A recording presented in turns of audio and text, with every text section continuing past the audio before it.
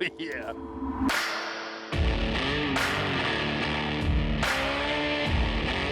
Fish on. Yeah. Oh my God. Good night. Look at that tank. That's a toad, brother. Golly. Fill up your box by shopping outside the box at Fish USA.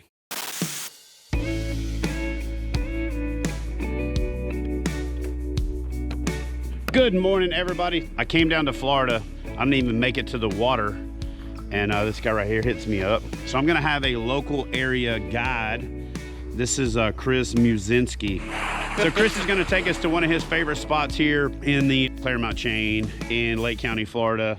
And when I was talking to Chris on the phone, he was like, man, these little lakes, the lakes that you don't know their name, are better than the lakes that everybody knows their name. We're gonna head out right now, see if we can't bang out some fish. Lake County, Florida. It's gonna be a good time. He's got one.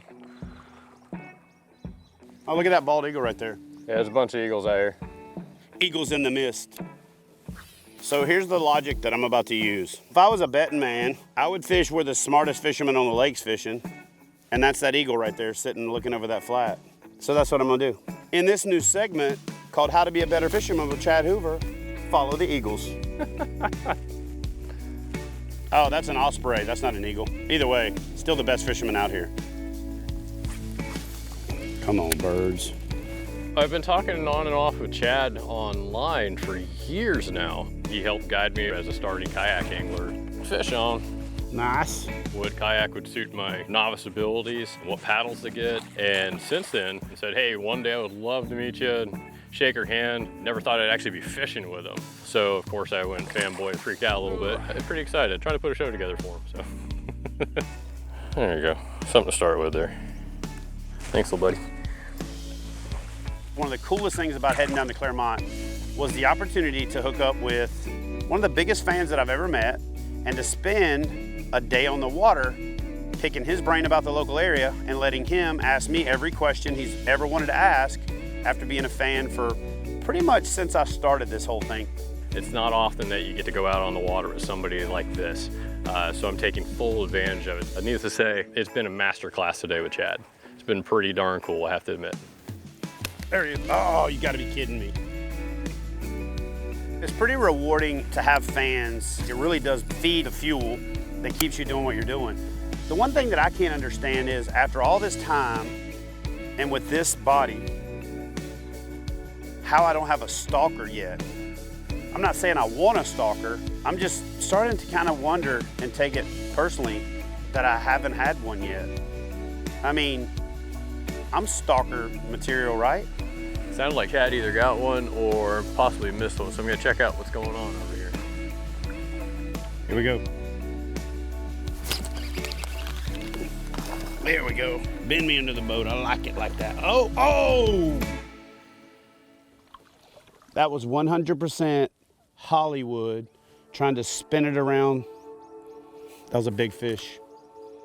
I'm feeling for him right now. That was a good fish. I saw it spin up. I mean, that was classic. Did the jump, everything right next to the boat. Get your heart going. Confidence Is one of those key things that I talk about over and over again. And you can lose a fish like that and let it take your confidence to crap. Or you can say to yourself, man, I was doing everything right except. Keep your mindset right.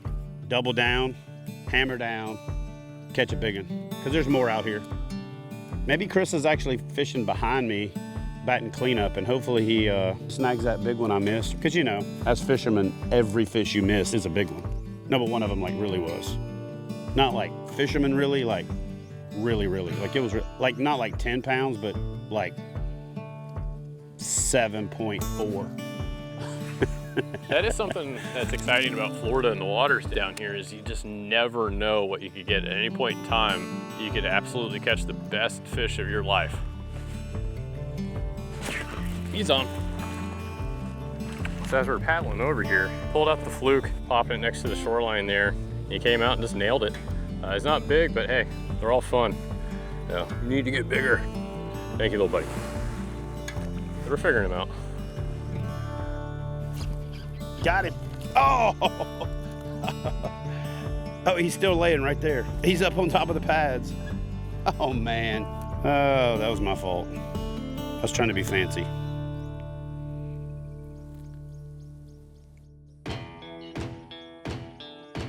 Dude, I gotta go see the voodoo lady or something. I've been in Florida like 4 days, ain't even touched a bass. I've missed bass that don't make no sense to miss. There he is. Oh, you. Are you kidding me? You gotta be kidding me. You gotta be kidding me. So I literally just missed 2 fish, and on a tough day in tough conditions, that could be critical in ruining your confidence. And then I looked down as if to look for an excuse from the rod, and it actually gave me one. If you're not using the right rod with the right length, power, and action combination, it can result in missed fish that you blame on yourself. I'm gonna take my horse to the hotel room. In a hurry, I put the Fluke on the crankbait rod. A Fluke should really be fished on a faster, extra fast rod. I'm gonna switch these lures out, and hopefully that'll result in a big old bucket mouth slob laying here in my lap. Let's check in and see how Chris is doing and see if he's catching more fish, better fish, or any fish. I got chucked swim bait back there, and as it was going through, I got hit. Here comes a little baby gator. Apparently he likes swim baits. It's okay. Nope, no death roll. Stop, buddy. Kayak fishing, especially, you're gonna get into some of these spots like we are right now that can have but a few alligators here and there. By and large, unless you accidentally catch one like I did, they leave you alone for the most part. As long as you respect them and keep your distance, they'll never bother you. Pretty docile creatures, to be honest with you. Especially when it's a little chilly out right now. I was actually kind of surprised that I hooked him. I didn't think he'd be that aggressive. Never know what you're gonna get in Florida. There he is.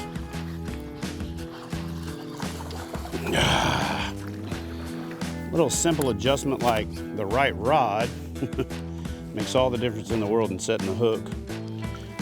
If you notice there, that fish is hooked right in the top of the mouth and it is hooked deep. Everything works right, like it's supposed to, when it works right, like it's supposed to. Man, these Florida bass are just so pretty.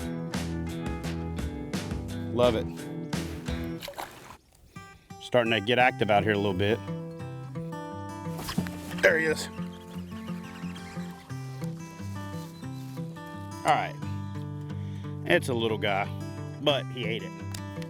And I got him right in the corner of the mouth, like you're supposed to. Man, that is a little black dude.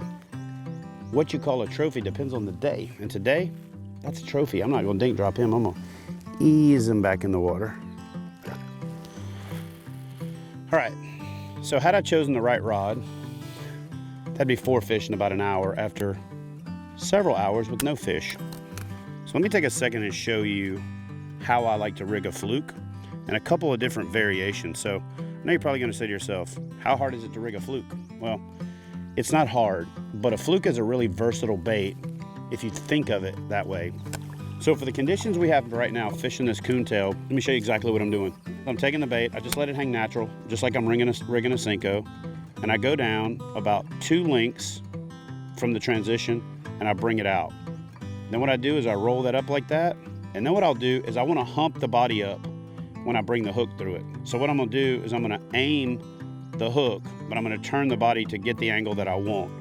When I hump that body up, what that does is that makes that bait fall over. When I twitch it, it levels out, and I twitch it and it levels out. So I can lay it on that coontail and kind of drag it. Keeps it in the strike zone longer, creates a reaction bite, but more importantly, it keeps it from nosing completely over and falling down into those holes, which cause you to hang up.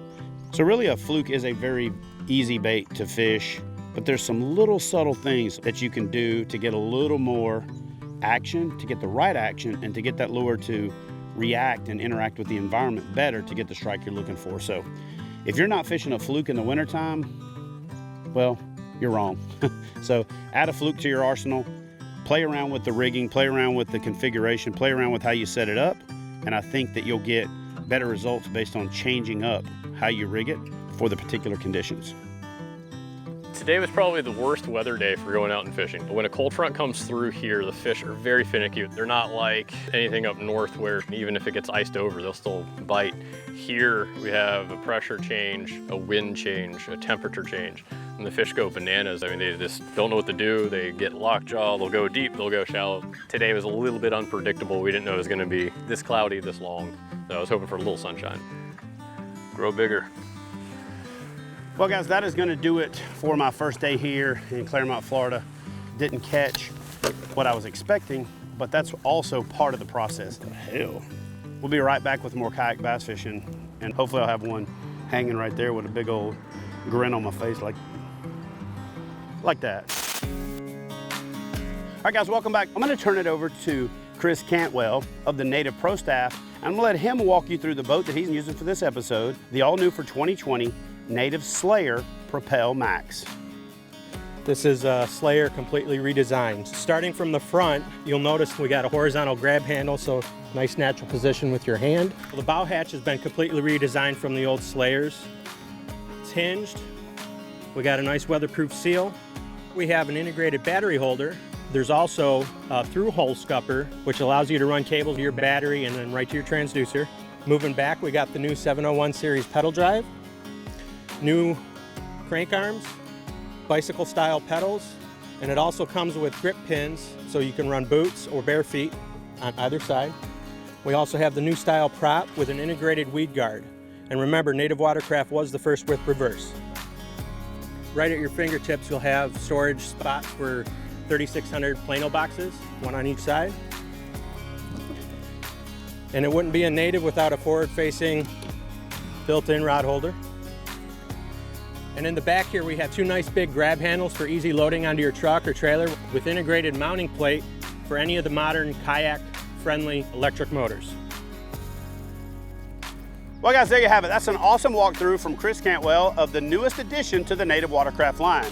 If you want to pick up a Native Watercraft or all of your kayak fishing gear needs, check out the folks at Fish USA, America's Tackle Shop. But for now, we're going to head back to the water. The great thing about the Central Florida area is there's thousands of lakes. There he is. It's time to get out there and flex a little fish muscle. You know what? They don't have to be big to be fun. We had a cold front move in last night. Typically that can slow down the fish, so one of the things that I'm doing is throwing a weightless yum dinger. So what I'm looking for are these open areas and these lily pads, or just tossing the bait in the little pocket. The nice thing about rigging it weightless is you got a really nice slow fall presentation. Just looking for that little tick on the line. Once you see that your line swimming away, that's the time to nail them. There we go.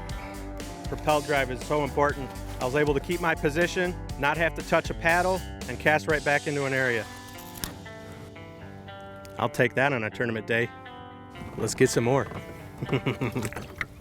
So what you have to do when you're focusing on catching Florida strain bass is find shallow water, fish as slow as you possibly can, while offering them a presentation that's going to provide them a good return on investment for the energy that they're going to expend to capture it. What's cool about Florida is really the diversity of the type of fishing you can do. We can drive to the coast and catch saltwater fish. We're here fishing largemouth. There was a couple pickerel that I seen following my chatterbait earlier today. It's really, you name it, you got it in Florida. Little hammer handle. You see that? You tried to knock it off the pad. I used to really get sick. I'm talking physically sick when I missed or I lost a big fish. I used to let it get to me, come on, and get in my head, come on. So the trick I've learned is when I lose a big fish, I give myself a bit of a pep rally and say, yeah, you lost a big fish, but you were in the right place at the right time, made the right cast, got the fish to eat. So you did 98% of everything right. Don't get so down on yourself that you allow it to create a domino effect that ruins the rest of your trip. Got it. Because it could be robbing yourself of the opportunity to redeem yourself. You ain't getting away, fish. And I think if you'll do the same thing, the next time you miss or lose a big fish, we'll be posing for a picture of a big old slob. Your fat sister got away, but you didn't.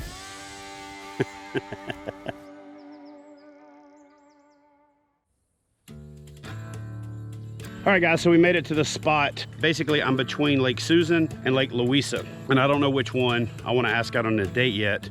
All the lakes here, for the most part, are named after ladies, which is pretty cool. But you got to get out there and explore and go see the water. Stuff looks good on aerial photography, but it looks a lot better in front of the nose of your kayak, so let's get out on the water. Man, sometimes you have these just cringe moments that you really feel deep down in your soul for somebody when you see something, and so was doing a little quick social media, and one of the first things that popped up in my feed was a good buddy of mine, Adam Reiser. You guys have seen Adam in a couple of episodes, where he knocked his front teeth out with a jig. That is one of the major reasons that I wear sunglasses. There is a good chance at any given time you set the hook, a lure can come flying back at you and pop you in the eye. And so I like these impact resistant lenses from 9. You can knock your front teeth out and you can get new teeth. If you knock your eye out, you can't get it back. So wear your glasses, it could save your eye. You know, Florida is a wild and unpredictable place. You never know what you're gonna come across. But one of the things you don't expect to see in Florida just happens to be one of those things, for whatever reason, I just keep happen to run into on the river, and that's black cows. We got a couple of black cows here just munching on some water grass, and this one's eating Spanish moss, which I didn't know cows ate all this greenery, and that cow's eating Spanish moss. I don't think she's real happy that I'm here. Hey, I saved one of your cousins one time. So as I enter my 10th season, there's a lot of things that stick out of my mind as memorable occurrences on the water. But without a shadow of a doubt, the most memorable was running into a cow on the river that had a calf breached, that ultimately turned into a rescue mission to get the breached calf out of her and ensure her survival. That was a unique experience. We were blessed with the opportunity to be in the right place at the right time so that we can make sure that that cow survived. So hopefully she's not hamburger by now. Plant a tree up on the hill, and days go by on your windowsill, and you're standing in its shade. I asked those guys if they wanted to race, but then they saw these guns and they declined. Chase away the lightning clouds until you finally get old and gray. They said, nope, not having any of that. We all fade away.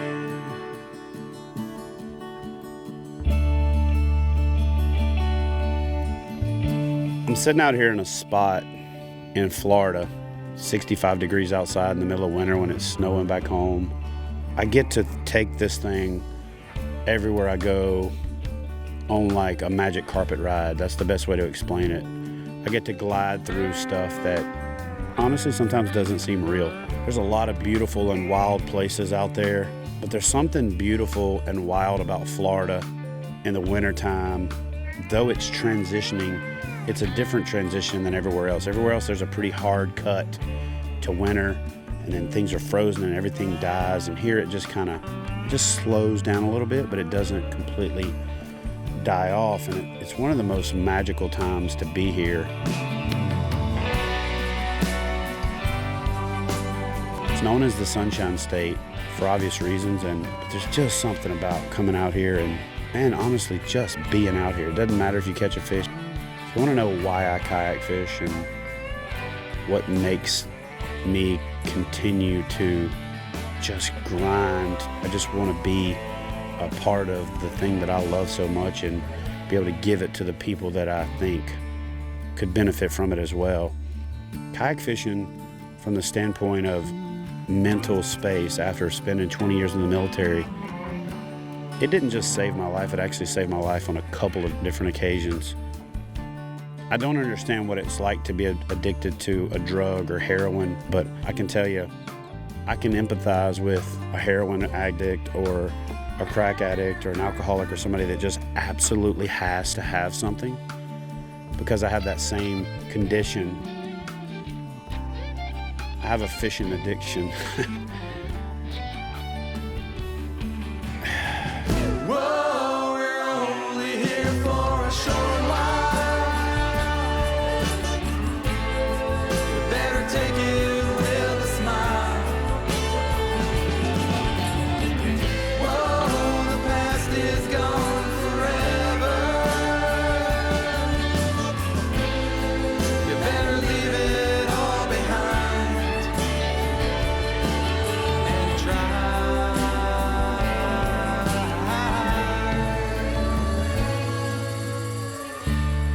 So I've already been down there and back, and these guys are just getting back, and I didn't even break a sweat.